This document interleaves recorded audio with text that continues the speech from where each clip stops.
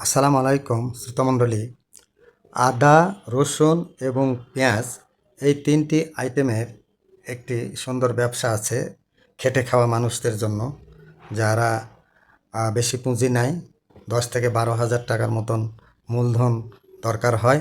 তারা কিন্তু এই ভ্যান গাড়িতে করে আপনার সারাদিনে যদি 2 বস্তা পেঁয়াজ, 1 বস্তা রসুন এবং 50 কেজির মতো যদি আদা বিক্রয় করতে পারে পাইকারি মার্কেট থেকে নিয়ে এসে, যেমন আমি যে আজকে এই রেকর্ডটি করতেছি, বর্তমানে পেঁয়াজের পাইকারি মার্কেটের রেট 26 থেকে 27 টাকা পর্যন্ত পার কেজি। তো এক এক বস্তাতে সাধারণত 75 কেজি থাকে। তো 2 বস্তা যদি পেঁয়াজ সে নিয়ে আসে ভ্যান গাড়িতে করে, তাহলে ধরেন 4,000 টাকার মতো লাগবে। আর রসুন, আপনার রসুন এরকম 1 বস্তা ক্রয় করতে সম্ভবত 3,000 টাকার মতো দরকার হতে পারে।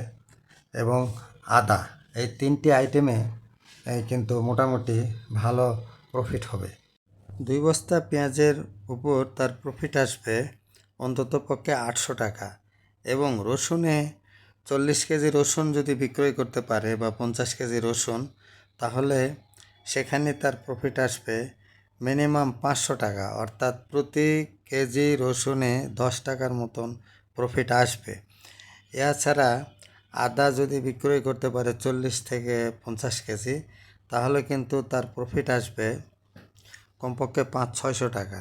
এভাবে হিসাব করলে দেখা যাবে যে দিনে অ্যাভারেজ তার প্রফিট 2,000 টাকার মতো আসবে। এখন খরচ হবে একটি ভ্যান গাড়ির ভাড়া, এবং যে সমস্ত দোকানে বা কোথাও যদি এই পেঁয়াজ, রসুন এবং আদা রাখতে হয়, তার জন্য কিছু ভাড়া দিতে হবে।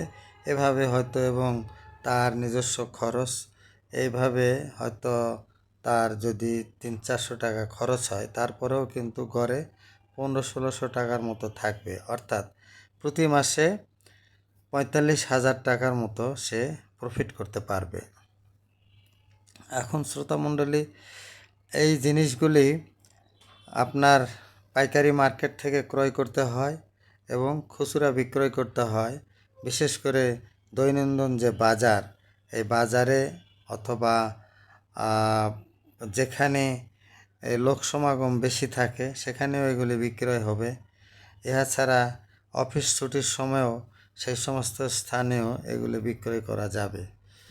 তো এইভাবে চিন্তা করলে দেখা যায় যে এই অল্প পুঁজির ব্যবসাতে যদি পরিশ্রম করতে পারে, এগুলি সাধারণত খেটে খাওয়া শ্রমজীবী মানুষের জন্য এই ব্যবসা সহজ, এবং অল্প পরিশ্রমে তারা অন্তত মাসে 40 থেকে 50,000 টাকার মতন প্রফিট করতে পারবে ইনশাল্লাহ।